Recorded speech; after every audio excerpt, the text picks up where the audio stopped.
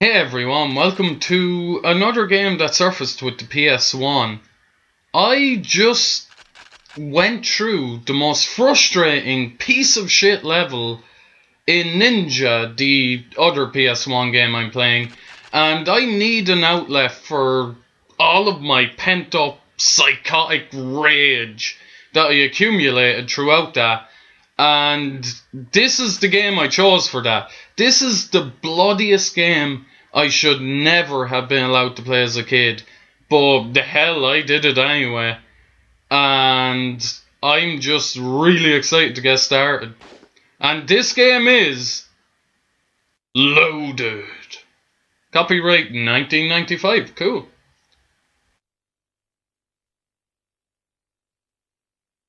Wait for it.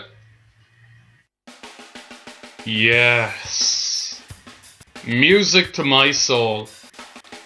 But I should probably mention that I have no intention of actually completing this game for several reasons. The first is that the disc itself is damaged. I mean, already the audio is kind of doing its best to fuck itself. And that just, yeah. You can all hear that. But it's also an extremely long and abusive game. Like, ex-girlfriend, you slept with her sister abusive. And I don't want to put myself through that again. I did enough when I was young. And the third reason is because when me and my brother sat down after I got the PS1 hooked up and everything, we sat down to live some of our childhood fondness by playing this game. And after certain points, the game would freeze. And it would do that after extremely hard levels. I just keep moving up and down so the demo doesn't play it. Just to let you guys know, it's not restless thumb syndrome. But I guess I should say what this game is about first. And it is about intergalactic prison, like high security prison, where a bunch of inmates are being held, and they're who you play as. This is your selection of badass, psychotic, murdering sons of bitches. And I always found that awesome. You got to play as the bad guys. That was always cool to me. And one of the other cool things about this game is the wealth of awesome, colourful information given on each of these characters in their bios in the manual here. And I just wanted to take a moment to share that glorious genius with whoever may be watching. First and foremost is Mama. And I'm not going to read the entire bio because some of them are pretty long. But I'm going to give you the gist of each of these guys. And with this guy, it pretty much starts off with Mama is a prat and is abandoned as a babe in the busiest starport in the galaxy. And ever since he's been running around looking for his mama, I guess. Because he is, where is it? He is totally about education, manners, and all of the other things which are generally regarded as civilized. And yeah, there's not much else there. Well, there is, but like I say, I'm not reading through it all. Then we have Bouncer. And whereas Mama is a prat, Bouncer is a strange guy. Certainly one of the most widely travelled and employed organisms in the history of the galaxy. Bouncer has a slight problem though. He is incredibly thick. Not just a bit thick, enormously thick.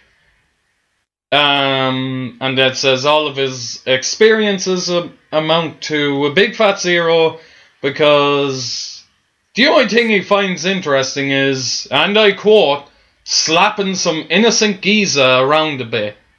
That's pretty awesome. Who's next? Butch. I'm just going through the order of the manual here. This guy. Oh boy, this guy. He is the capital T-H-E, most dangerous cross-dresser currently residing in the galaxy. He does not do it by choice though. Every time he escapes, he grabs the first item of clothing that comes to hand. This, by a staggering twist of fate, always seems to be a woman's dress of some description. And his weapon is a flamethrower called the Flaming Queen. Mainly because when it's lit, it sounds like it's barking. A bit like Butch, really. Next is the lovely Vox. This lady is a very cool customer and should be. She can kill with a single word, most unprintable here. Some people choose to call her the Siren because of her devastating sexy countenance. These people are not her favourites. Do I look like a flashing blue light? She has been heard to ask many bubbling pools of protoplasm. And it just gets awesome. Even more awesome from there. Plus her weapon is called the Hail Flail. Like, somebody put a lot of love into these characters. And then there's Cap'n Hands. And, this guy was one of my favourites. When me and my brother actually replayed this, my brother played as this guy because he remembered him from all those hours when we were young. And so did I. Cap'n Hands is fucking awesome. This guy has been around for centuries, one of the most feared and despised pirates in all space. I guess that is kind of a mix between a cyborg and a pirate. Only his head is an original part of his body, and that too is rotten to the core. The rest of his powerful frame is an old cyborg design. He could have had it replaced around 200 years ago when technology took a giant step forward, but hey, he likes it. And yeah, he's pretty awesome. I like him. Then there's my favourite, Fwank. I love this guy. Fwank is a psychotic. He cares not a jot about his fellow life forms, looking upon them as ties for his amusement, or worse, expendable cardboard targets at a fairground attraction. Fwank has I love this description. Fwank has the mental age of a lobotomized 6-year-old and the body of a steroid-eating wildebeest who doesn't shower. In fact, the only thing Fwank cares about is his Teddy Percy and keeping his weapon well oiled. His true identity is unknown as he wears a used bank bag over his head. And that makes a reference to a late 80s wrestler, which I have no idea.